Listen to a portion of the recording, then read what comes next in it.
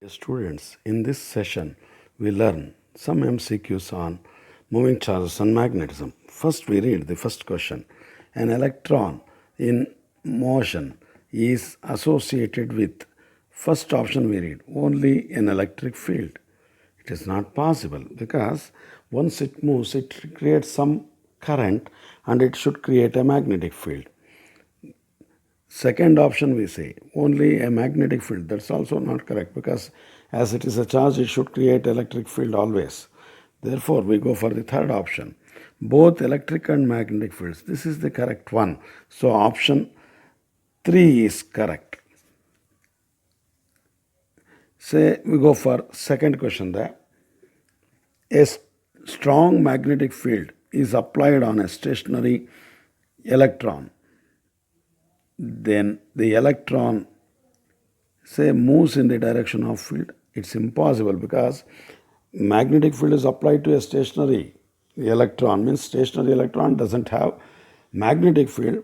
Only the magnetic field can interact with the another magnetic field when there is second magnetic field. But here, as electron is at rest, only one magnetic field is there and it will not make electron to move. Second option remains stationary. That is correct because magnetic field won't interact with the charges at rest. So option 2 is right.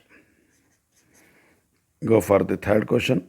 Magnetic field due to a long straight conductor of length carrying conductor length L, say we write there, carrying current at a point distant d from it is given by, say formula is B equals mu naught I by 2 pi r. Here in all the four options it is given as 4 pi. So to get 4 pi in the denominator we have to multiply and divide by 2. Therefore we get mu naught 4 pi 2i by r or 2i by d. So option 1 is right. Option 1 is right. We go for question 4 there. We read it. An electron of mass me and a proton of mass mp are injected into a uniform magnetic field at right angles to the direction of the magnetic field with equal velocity. The ratio of radii of their orbits Re by Rp. Say we know R, radius of any charged particle entering into magnetic field at right angles is mv by qb. Here they are given with electron and proton. They have same charge q. They are entering the same magnetic field B and they are entering with the equal velocity v. Therefore, qvb are constant and it is proportional to mass only. Therefore, R proportional to mass. We require Re by Rp, which is Me by Mp, mass of electron by mass of proton. So second option is right. We go for fifth question, we read it.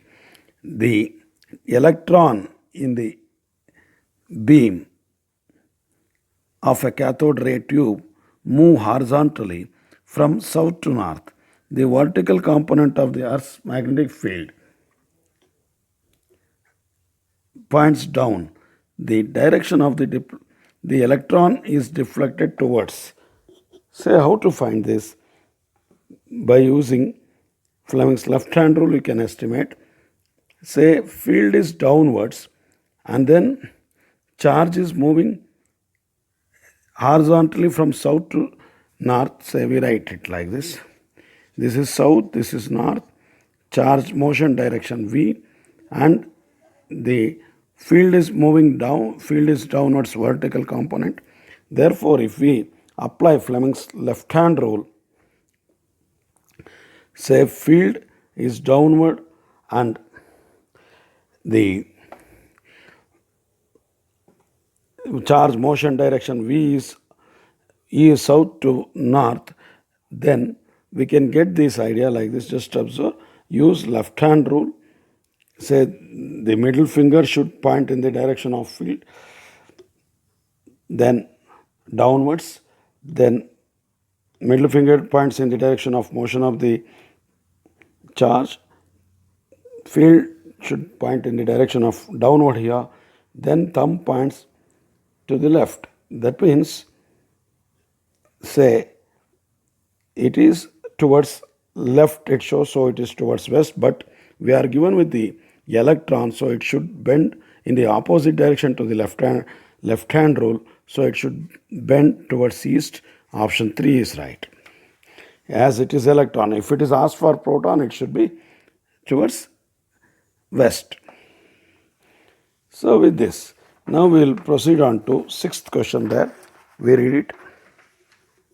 We read the sixth question. A current passing through a circular coil of 2 turns produces a magnetic field B at its center. The coil is then rewound so as to have 4 turns and same current is passed through it. The magnetic field at its center is, say, observe, magnetic field at center of circular coil is given by mu naught Ni by 2R. Say in this case, N and R are only variable.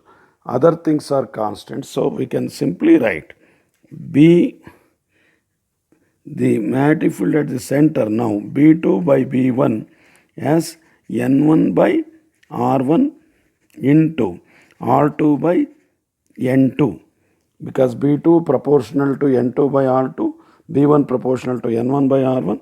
Because of that, we can write N1 by R1, N2 by R2. So as we have written B2 first, it should be N2 by R2 and R1 by N1.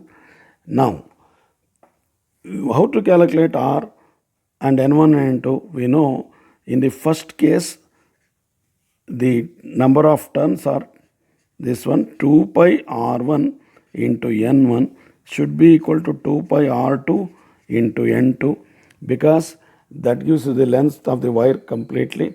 Therefore, from this we can simply write N R1 by R2 as N2 by N1. Therefore, B2 by B1 is N2 by N1 whole square. This you can use as shortcut formula. N2 is given to be now 4 turns by initially N1 is given to be 2 whole square. So 4 it amounts to be.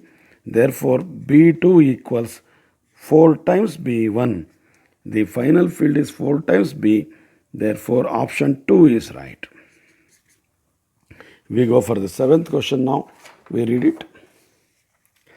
An electron moving in a circular orbit of radius r makes n rotations per second.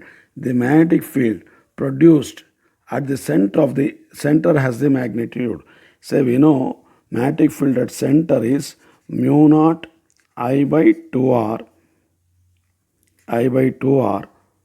but I equals q by t, and which we can write as E by t as electron is revolving.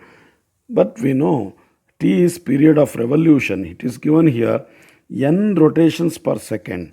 N revolutions or rotations per second.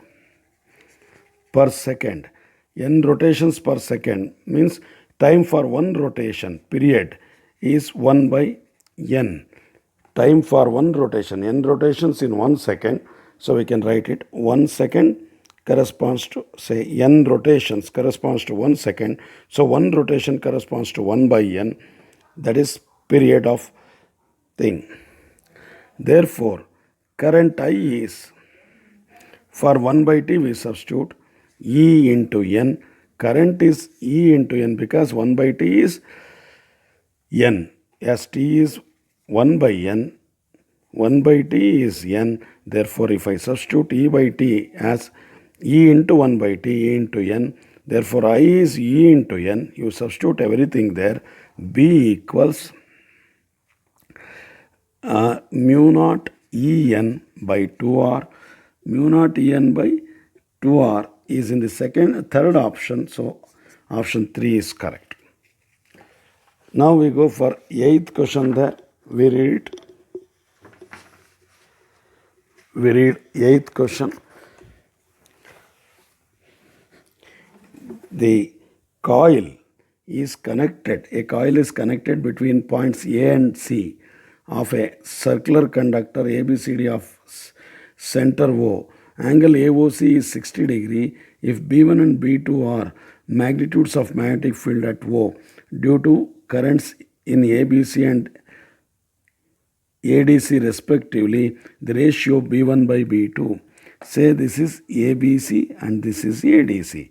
60 degrees given.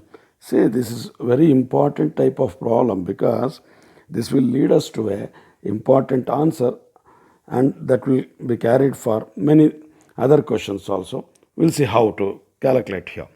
Say in fact here A and C points makes these two paths connected in parallel in the circuit. Therefore, current should branch here. And it is given 60 degree here. That means the length of the wire in this part ABC is 5L if it is, and here 1L. If we take the total length of the wire is 6L, then 5 times the L will be there and 1 times the L will be here on one side. And also we know the current I is inversely proportional to R as they are in parallel, voltage remains constant, but R proportional to L, therefore I1 in the ABC part is proportional to 1 by 5R and I2 is proportional to 1 by R. So current in I2 is current in ADC is more than current in ABC.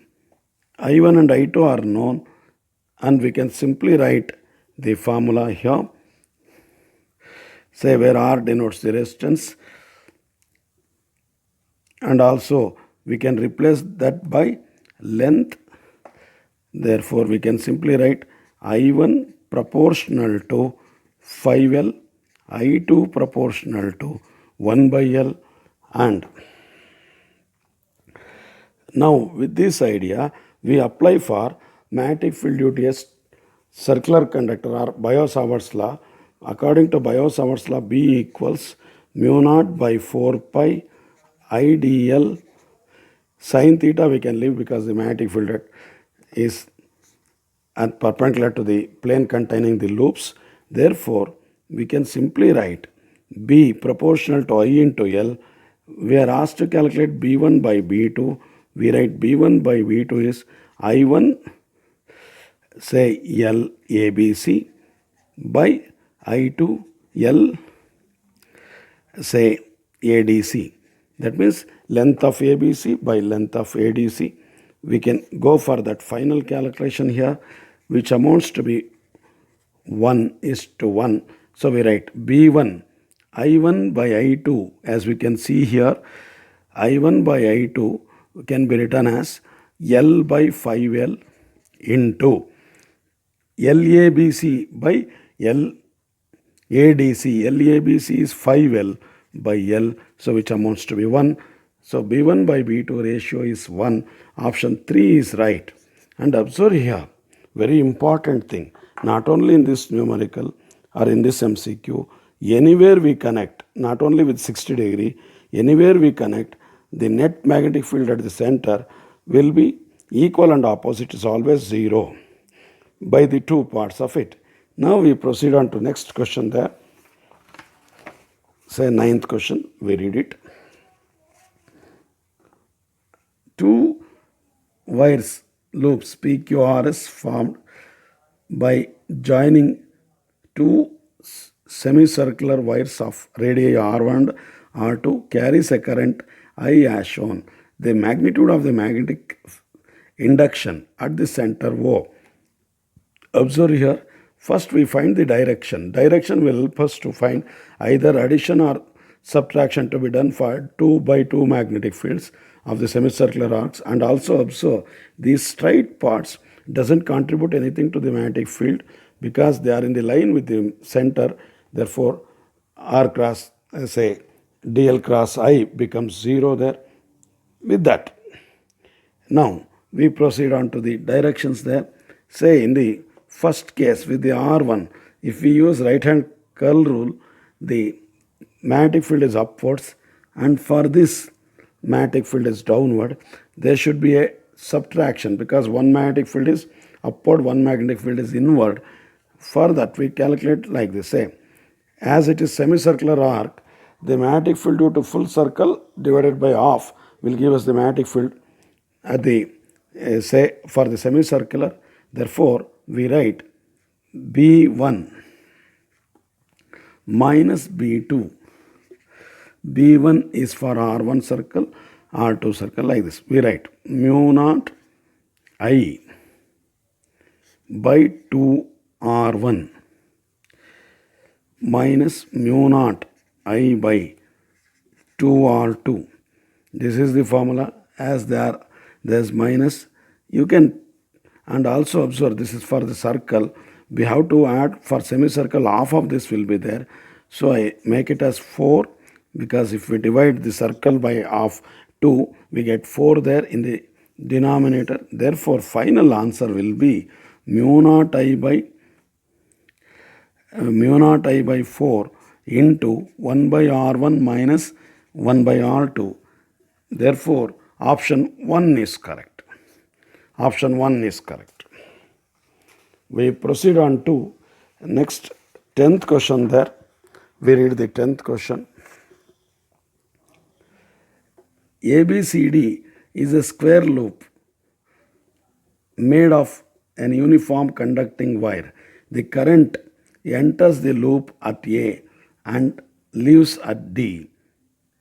The magnetic field is, say, the names are left here, A, B, C, D. This is the leaving point.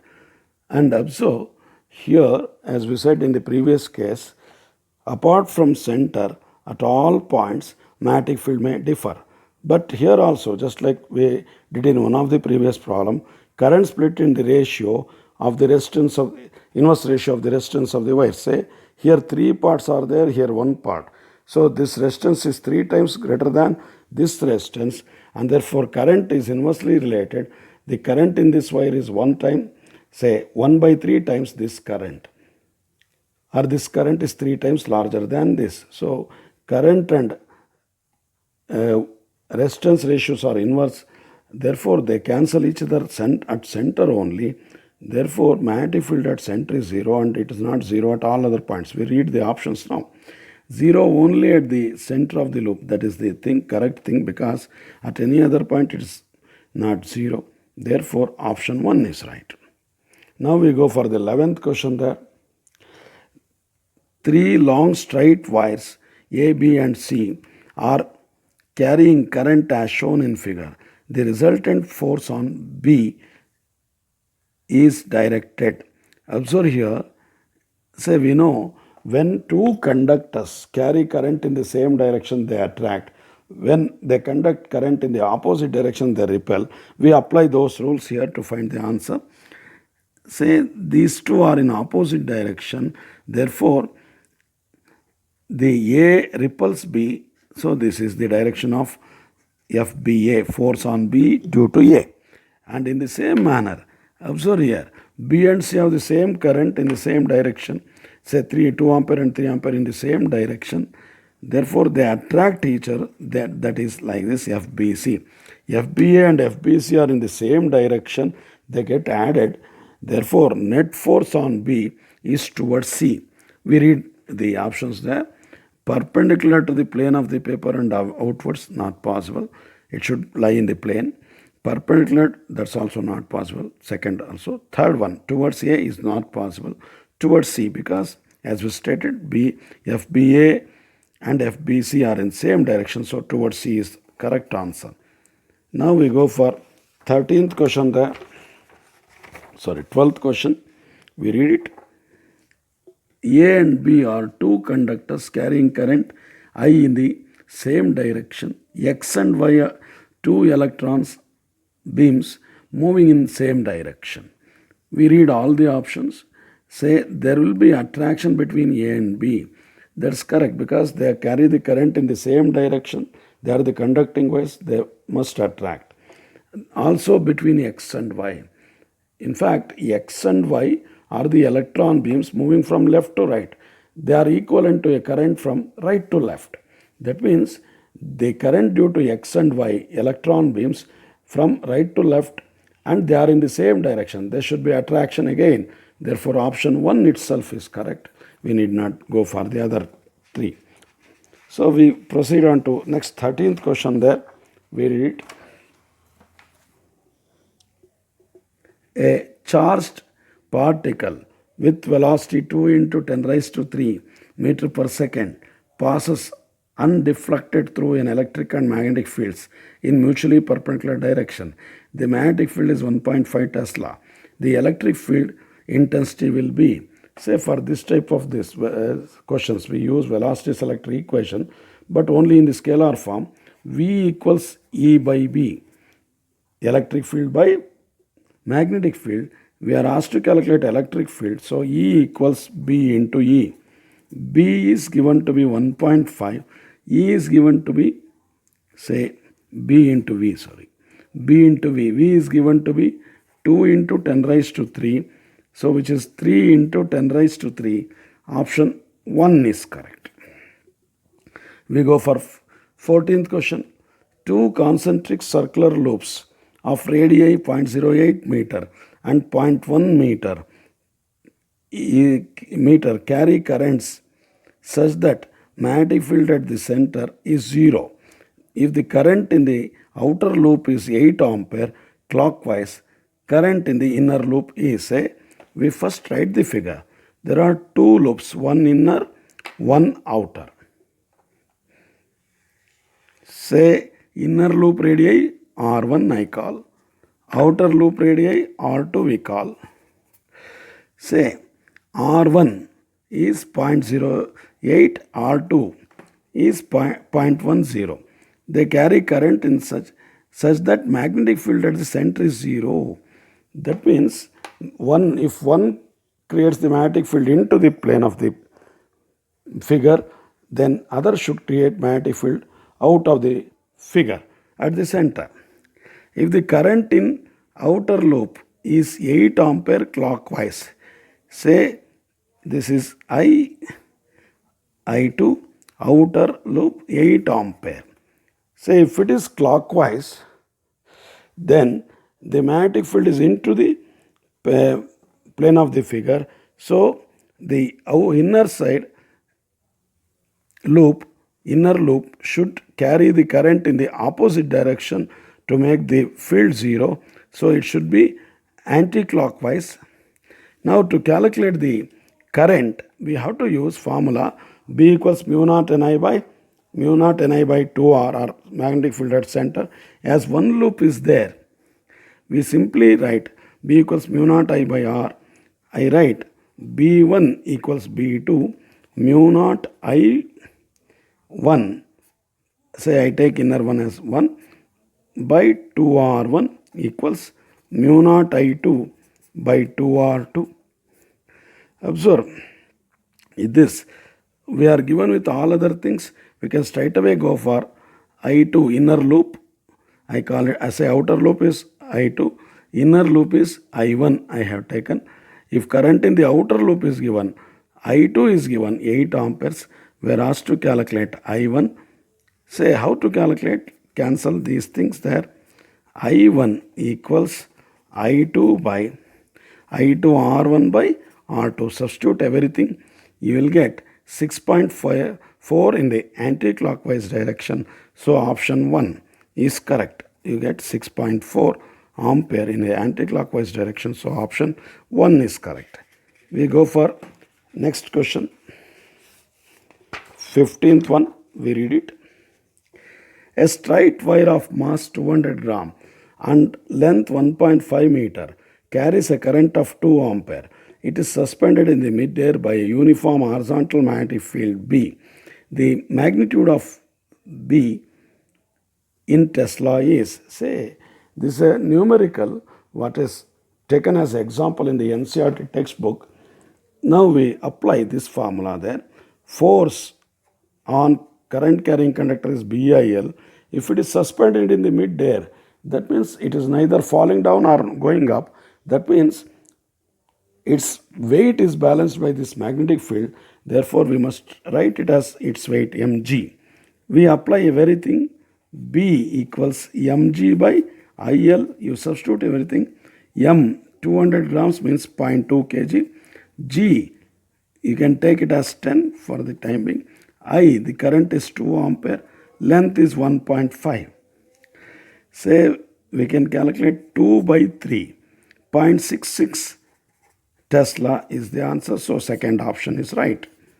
We go for 16th question there. A wire PQR is bent as shown in the figure and is placed in a region of uniform magnetic field B. Length of PQ equals QR equals L. So this means PQ and QR are of same length L. A current I flows in the wire or flows through the wire as shown. The magnitude of force on PQ and QR. Observe, magnetic field is given from left to right and it is parallel to PQ, current in PQ. We know when current and magnetic field are parallel, the force is zero. Therefore, force on PQ is zero, but force on QR, where B is perpendicular to that, that is BIL. So, 0 on PQ and for QR BIL. So, option 1 is right. Option 1 is right. So, 17th question we think of. We read 17th question. Force of attraction between two parallel current carrying conductors is F, newtons per meter. Currents through each of them are doubled and reversed. Now force in Newton per meter between these conductors is, say we know the formula for force per unit length as F equals mu naught I1 I2 by 2 pi A. This is the formula for force between two straight parallel current carrying conductors. And attraction means the current is in same direction. Now we are asked to calculate what is the magnitude of force when currents are reversed and they are doubled. Currents are reversed means current directions in both the conductors again remains same in the direction but in the opposite direction to the first case. Therefore, there is again an attraction and force can be calculated like this. Say as the currents are doubled, I1 becomes 2I1, I2 becomes 2I2. Therefore, F dash can be written as mu naught 2 into 2 I1 I2 by 2 pi A. And observe carefully, this is 4 F. And again there is attraction. Therefore, answer is 4F and force of attraction. Option 1 is right. So we go for the 18th question there. We read it. A current carrying conductor is bent into a quarter of a circle of radius r as shown. The magnetic field at center O is, say here we can apply Biot-Savart's law, r straight away 1/4 of the magnetic field due to the circular loop at its center. So formula for magnetic field at its center is mu naught I by 2r. Therefore, 1/4 of it, what we require is for 1/4 of the circle is mu naught I by 2r by 4 means 8r. Mu naught I by 8r. But now to find the direction, you can use right hand clasp rule or else you can use the right hand curl rule. Say if you use right hand curl rule, it points inwards because you hold the curling fingers of the right hand in the direction of current, then thumb gives the direction of force. So we'll get direction of the magnetic field. It is inwards. So mu naught I by 8r inwards. So what is the answer now? Option 1. This we can get by using right hand clasp rule also. If we imagine to hold the current carrying conductor in the right hand like this, as the current is like this, then the curling fingers point into the paper, so into the figure, therefore it is inward. Mu naught I by 8r inwards. Option 1 is right. We go for the 19th question there. We read it. Say resultant force on the current loop PQRS due to a long current carrying conductor is, say we can take this as PQRS. So what is the resultant force? Observe here, the distances are given 2 centimeter, 10 centimeter, and this is 15 centimeter. The formula for the force on these two, say their straight conductor which carries 20 ampere, this loop also carries 20 ampere. So we have to write two forces and say both of them, say these two are attracting, this one is repelling. Because these two are in same direction, the PQ should be attracted by the straight wire and RS should be repelled by the straight wire because they are in the opposite direction. Therefore, we have to write this like this: BPQ, force PQ, force due to PQ minus force due to RS to be written for the net force on the conductor. But force due to PQ, how to write? Mu naught I1, I in the PQ, so 20 amperes, and in the straight wire 20 amperes into length of the wire 15 centimeter divided by 2 pi A, the gap between them, 2 centimeter. Observe, I am not converting centimeter because 15 also in centimeter and this also in centimeter, that goes minus. We write for the second one mu naught 20 into 20 again, 20 into 20 into 15 divided by, now the length is 10 centimeter, this is 10 centimeter given there, 10.0, 12, 2 pi into 12 centimeter. So this is the thing. If we simplify all these things substituting for mu naught, we will get second option, 5 into 10 raised to minus 4 Newton. So option 2 is right. Can simplify it easily. So we go for the 20th question there. We read it. A toroid has 500 turns per meter length. If it carries a current of 2 ampere, the magnetic energy density inside the toroid. We know magnetic energy density is given by 1 by 2 mu naught B square, because we know half epsilon naught E square is electric field energy density, half B square by mu naught. If we supply B value for toroid, B is half mu naught Ni whole square by mu naught. So half into 1 mu naught remains and other mu naught goes. N, number of turns per unit length. Here it is given 500 turns per unit length into I. The current 2 amperes, I square is 4 there, and N square is also 4, 500 square there, because square is there. Mu naught we have removed. So if we substitute everything, 4 pi, 10 raised to minus 7, 500 square means 25 into 10 raised to 4 into 4. After calculating all these things, we get, say we calculate it, say 4 into, say 2 twos are 4, that means 2 into 3.14 into 25 into 4 is 100. 25 into 4 is 100 means 10 raised to minus 5 I can write, 10 raised to minus 5. So observe, this will give us 6.28 into 10 raised to minus 5 Tesla. Apart from that, 10 raised to minus plus 4 is there, 10 raised to plus 4. So answer is 0.628 joule per meter square. So option 3 is right. Option 3 is right. We go for the 21st question there. We read it.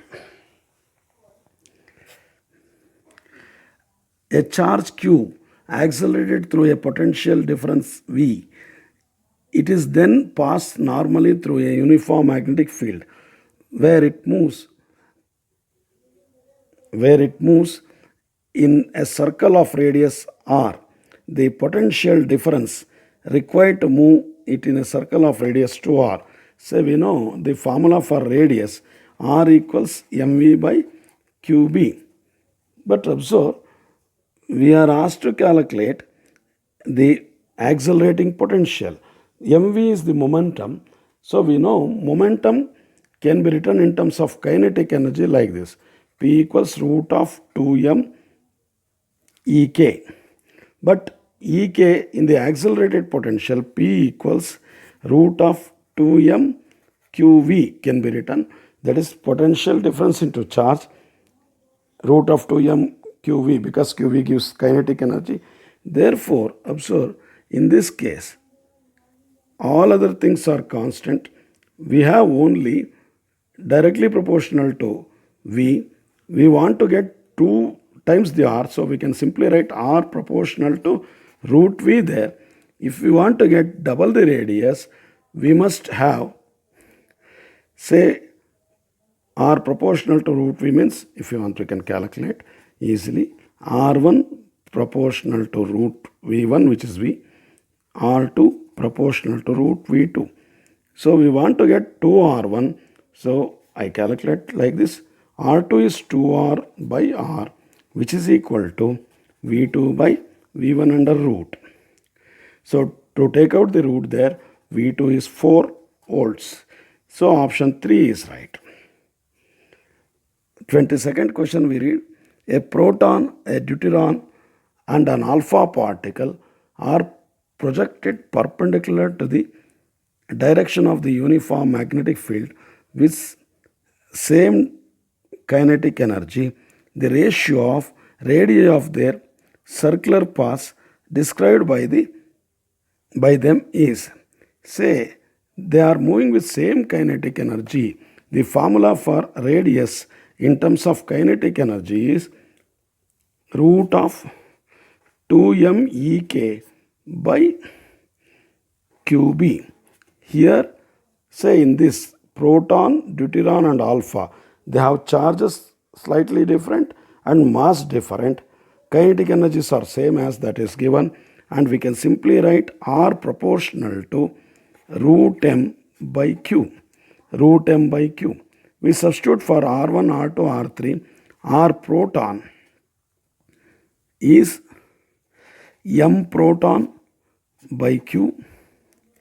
In the same manner, we write r deuteron 2mp. I take mass of proton and mass of neutron same, charge same on deuteron.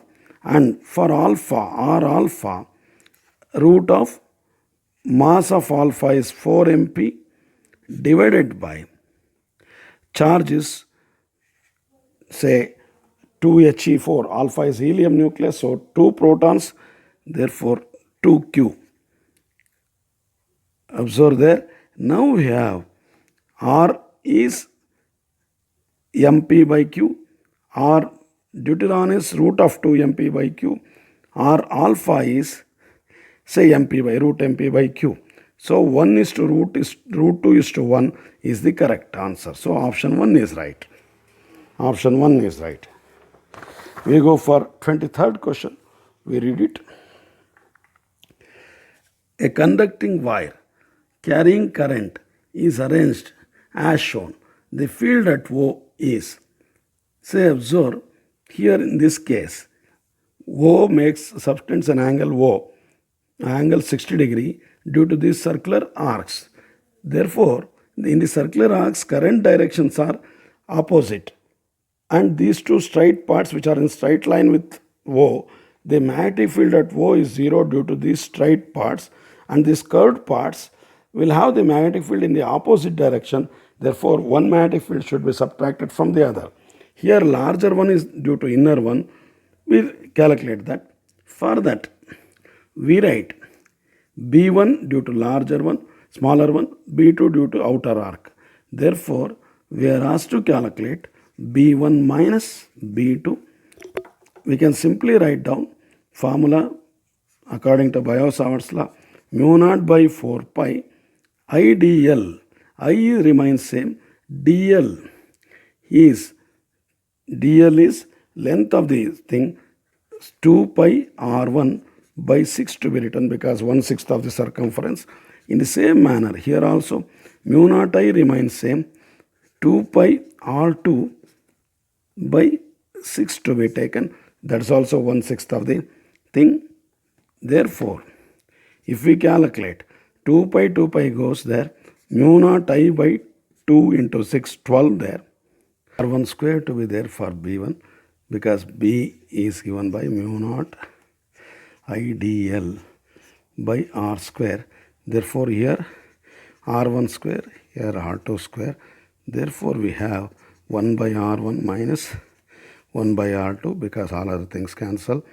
And we have now, so option mu naught I by 12 into 1 by R1 minus 1 by R2. First option is correct. So, we go for the 24th question. We read it. A proton is projected with a uniform velocity along the axis of the current carrying solenoid. Then we read, proton will accelerate along the axis, but we know charges cannot be accelerated in the magnetic field because magnetic force is always perpendicular to the charge motion. Therefore, it is impossible. Proton will be circular about axis. That's also wrong because the proton is moving parallel to the field in the solenoid, because in the solenoid along the length magnetic field is created like this. Therefore, that is also not possible. Proton move along the helical path. It's also not possible because proton is moving parallel to the magnetic field. So last option, proton will continue to move with velocity v along the axis. This is the correct one because magnetic field is parallel to the direction of motion of the proton. We go for the 25th question. A circular coil of radius 10 centimeter, 100 tons, carries a current 1 ampere. What is the magnetic moment of the coil? Magnetic moment of the coil is nothing but NIA is magnetic moment of the coil. N is 100, I is 1, area 10 centimeter is there. So circular coil means pi r square. We substitute everything, 100 into 3.14 r square, radius square, 10 centimeters means 0.1. So 10 raised to minus 2 meter square. With that 3.14 is the answer. Therefore, option 3 is right. 26th question. In the diagram, I1 and I2 are strength of the currents in the loop and the straight conductors respectively. OA equals AB equals R. The net magnetic field at the center O is 0. Then the ratio of the magnetic fields in the loop and the straight conductor are. That means as the magnetic field at center is 0, the magnetic field intensities are one and the same.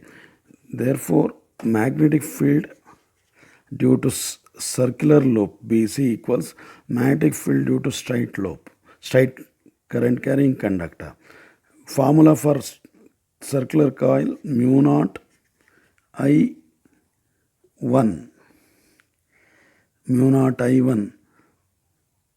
by say 2r, the radius of the circular loop.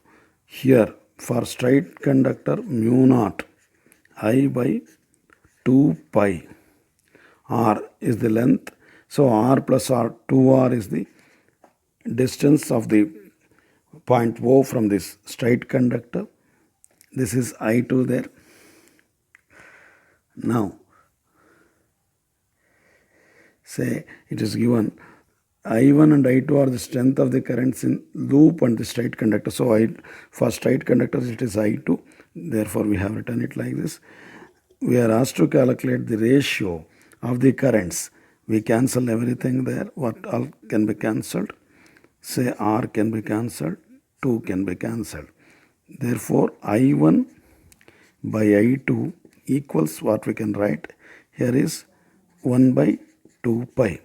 Therefore, option ratio of the currents in the loop I1 to straight conductor I2 is 1 by 2 pi. So answer 4th is correct. We go for 27th question. We read 27th question.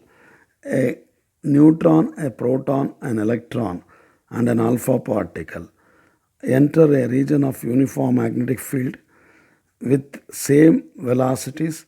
The magnetic field is perpendicular and directed into the plane of the paper. The track of the particles are labeled in the figure. The electron follows the track. Say here, very simple idea. Neutron, for without bending it should travel, so center one neutron, and alpha and proton are positively charged, they should bend one way. So this is the alpha and proton track. Only one track which is negatively charged particle track. So option D is right, which you can estimate by using the say right hand rule also. Let's not bother about that, we can do it easily. An electron, 28th question we read. An electron enters the space between the plates of a charged capacitor as shown. The charge density on the plates is sigma. The electric intensity in the space between the plates is E. A uniform magnetic field B also exists in the space perpendicular to the field E. The electron moves perpendicular to both E and B without any change in the direction. The time taken by the electron to travel a travel distance L in the space. So we know V equals distance traveled by time taken. So we are asked to calculate time taken. Time equals L by V. But to calculate V, the charged particle idea to be calculated, V equals E by B we know. E by B, but E for plate, between the plates sigma by epsilon naught. V equals the velocity of the particle is sigma by epsilon naught B. If we substitute everything, time is L by sigma epsilon naught B. So epsilon naught BL by sigma is the time interval. Option 2 is right. Option 2 is right. Now we proceed on to next question there. 29th. We read, a torque required to hold a small coil of 10 tons, area 1 millimeter square, and carrying a current of 21 by 44 ampere is at the middle of the long solenoid 10 raised to 3 tons per meter, carrying a current of 2.5 ampere with the axis perpendicular to the axis of the solenoid. Say we have to calculate like this. Torque is mb sin theta, as it is perpendicular, area vector is perpendicular, so can think of m into a, where m is the magnetic moment, b is the field. Magnetic moment is I into a. The current magnetic moment of the circular coil, small circular coil to be calculated. So NIA for that, for circular coil.